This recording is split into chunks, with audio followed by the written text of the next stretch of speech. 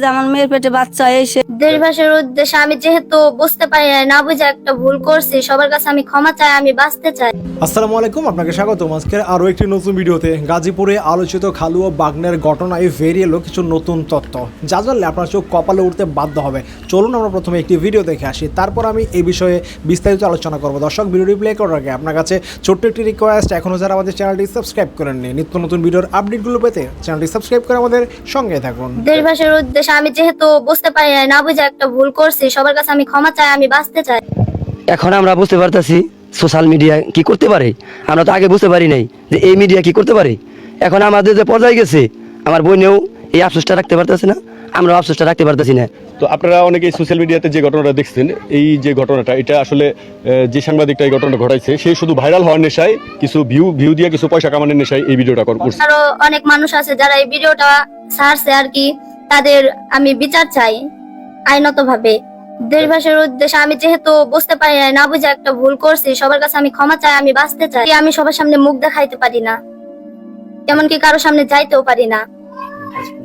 আমি না বুঝে একটা কাজ করছি, এটা তাদের উচিত ছিল যে পারিবারিক ভাবে এটা সমাধান করে দেয়, কিন্তু তারা তা না কইরা যারা আমার এই ভিডিওটা ছাড়ছে বা ভিডিওটা করছে আর তাদেরকে যে আনছে তাদের বিচার চাই আমি।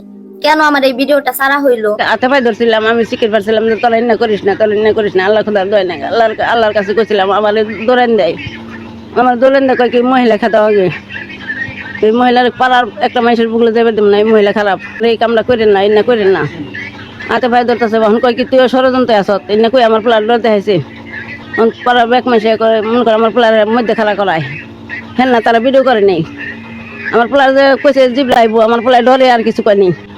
তারও গায়ে আমার কইছে যে আপনারা 15 বছরের বাচ্চা, আপনার মেয়ের জামাই নিছে, আপনার মেয়ের জামাই আপনি শাসন করে আপনি তারে ই করে দেন গা। তাই পোলার কইছি যে গাদা ওই রাত্রে ওর ফোন দান আইনে, তারপর তুই মনে কর ই কর, শাসন করে দেওয়ার যেন জীবন না করে, আর মুসুর কালিক পি লেকে জানি ভবিষ্যৎ আর কোনো ক্ষতি না করে। ওর বাপ মারেও আনছি, ছেলের বাপ মারেও আনছি, আইনে বাদে মনে করো আমরা বিচার সালের চুপ করে হারুম, হেলাম গা হারবার দেন করেন না ভাই, যা হয়েছে ভাই যথেষ্ট, যাতে যা হয়েছে ভাই, কারণ সবারই মা বোন আছে। এই কাজটা তিনি বলছে তার গার্জেন পক্ষ যারা, মেয়ের গার্জেন পক্ষ যারা, হেরা হেরা হেরা করতে করতেছে তুই কেরা, তুই এই কথা বলস কেন?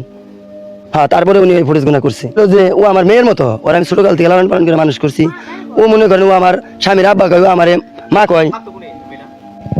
এখন আমরা বুঝতে পারতেছি সোশ্যাল মিডিয়া কি করতে পারে। আমরা তো আগে বুঝতে পারি নাই যে এই মিডিয়া কি করতে পারে। এখন আমাদের যে পর্যায়ে গেছে, আমার বোনেও এই আফসোসটা রাখতে পারতেছে না, আমরা আফসোসটা রাখতে পারতেছি না। এখন আমার যে ভাগ্নির যে উপায়, আমরা কিভাবে এটা সংশোধন করতে পারতেছি না, হয়ে গেছে গা, ও তো এই কিভাবে কি সমাধান করবো কোনো আমরা সঠিক সিদ্ধান্ত পাইতেছি না। সামাজিক ভাবে আমরা খুবই ঝামেলায় আছি। যদি কিনা কোনো আইন প্রশাসন কোনোভাবে এই সোশ্যাল মিডিয়ার এই জিনিসটা আমরা বুঝতে পারি না প্রথম অবস্থায়, এটা যদি কোনোভাবে বন্ধ করা যাইতো তাহলে আমরা একটু শান্তি পাইতাম। এই বিষয়টা কি আমি মনে করেন টোটালি ভিডিওটা বন্ধ রাখতে বলছিলাম, একবার টোটালি এই ভিডিওটা। আমাকে একটা সমাজ আছে, আমার এলাকা আছে, ওয়ার্ডের চেয়ারম্যান আছে, মেম্বার আইন প্রশাসন আছে, ঠিক আছে না? এই সমস্ত ব্যবস্থা নেও, কারণ মিডিয়া করলে তো মনে করেন ও বাচ্চা বলা তো বুঝতে আসে না, ও অবুঝভাবে একটা কাজ করছে, তাহলে অবুঝভাবে কাজ করে, হ্যাঁ ওর একটা ওর জীবন ওর একটা সুযোগ দেওয়া উচিত না? আমার যে বোন, মেয়ের যে গার্জেন, ওরা মনে করেন ওই জিনিসটা মানে নেই, নামেই না। আমি নিষেধ করছি, যারা এই ভিডিও করছে তাদের আমি পায়েও ধরছি, ডাইরেক্ট পায়ে ধরছি। আমার এই ভিডিওতে কোনো পারমিশন দেওয়া হয় না, আমি ভিডিও করতেও রাজি ছিলাম না। আমার মেয়ে পা ধরছে, আমি অনেকবার নিষেধ করার পরেও সে ভিডিও করছে। ভিডিও করার পর ওরা আর কি বাজেভাবে অনেক জিনিস বানিয়ে ছাড়তেছে। আচ্ছা, আপনাকে বাসায় থেকে কি বলে আপনার খালু নিয়ে গেছিল বা কিভাবে গিয়েছিলেন একটু যদি বলেন। বাসায় আব্বু আম্মুর সাথে রাগারাগি হওয়ার পর আমি নানু বাসায়, খালুর কাছে, মামার কাছে, সবার কাছে ফোন দেই। তারপর আমার খালু আমার ফোন ধরে আমার সাথে কথা বলে যে আমার কাছে চলে আসো, আমি তোমাকে মাদ্রাসায় ভর্তি করে দেবো, এই জায়গায় ভালোভাবে রাখবো, আর বাসায় যাইতে হবে না। সেজন্য আর কি আমি তার উপর বিশ্বাস করে যাই। তারপর সে আমাকে আমার খালামনির বাসায় না নিয়ে যায়, আমাকে অন্য একটা বাসায় নিয়ে যাইতেছিল। তখন আমি বলি যে আমাকে কোথায় নিয়ে যাইতেছেন? তখন সে বললো আমরা তো বাসা বদলাইছি, তোমার খালা 2 দিন পরে এই জায়গায় আসবে। তারপর আমি ওই জায়গায় থাকতে থাকি, আমি তখন কিছু এত মাইন্ডে নেই নাই। তারপর 2 দিন পরে আর কি আমার খালু সরলতার সুযোগ নিয়ে আমার সাথে খারাপ ব্যবহার করে। রাস্তাঘাটে চলতে পারি না, রাস্তাঘাটে চললে পরে বলে যে মেয়ের বাপ কারণ হলো বুড়া নাই জোয়ান নাই, তারা ফোন দিতেছে। আমি তো আর বাজারে মনে করেন যে নিয়ে কাঁচা বাজার আর বিক্রি করতে যায় না, কারণ হলো মেয়ে, ওটা মেয়ের লাইফ। কেবল মনে করেন যে 12 বছর মেয়ে, আপনার চেহারা দেখলে তো বুঝতে পারেন আপনারা।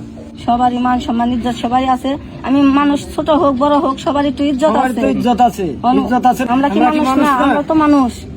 আর নাবালিকা মেয়ের সাথে যেমন অশ্লীল ভাষায় যেমন হলো এই ভিডিওটি করছে, এই ভিডিওটির আমরা বিচার চাই। কেন ছাড়লো এটা প্রশাসনের কাছে আমি বিচার চাই। তাদেরকে ডাকিও নেই, আমি কোনো অনুমতি দেই নাই। মাদ্রাসায় থেকে মনে করেন বের করে দিছে।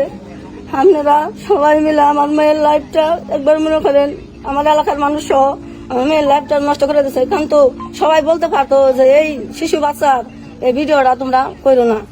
তো আপনারা অনেকেই সোশ্যাল মিডিয়াতে যে ঘটনাটা দেখছেন, এই যে ঘটনাটা, এটা আসলে যে সাংবাদিকটা এই ঘটনাটা ঘটাইছে সে শুধু ভাইরাল হওয়ার নেশায়, কিছু ভিউ দিয়ে কিছু পয়সা কামানোর নেশায় এই ভিডিওটা করছে। সে কোনো সাংবাদিক না, আমি যতটুকু জানি সে একজন কন্টেন্ট ক্রিয়েটর। তো এই যে আমাদের এলাকার যে ইজ্জতটা সে নষ্ট। দর্শক, আশা করি সম্পূর্ণ ভিডিওটি দেখেছেন। দর্শক, এই ভিডিওর সময় যদি আপনার কোনো মতামত থাকে তাহলে অবশ্যই কমেন্ট করে জানাবেন। ভিডিওটি ভালো লাগলে একটি লাইক করবেন। দেখা হচ্ছে পরবর্তী কোনো ভিডিওতে। সেই পর্যন্ত সবাই ভালো থাকবেন, সুস্থ থাকবেন। আল্লাহ হাফেজ।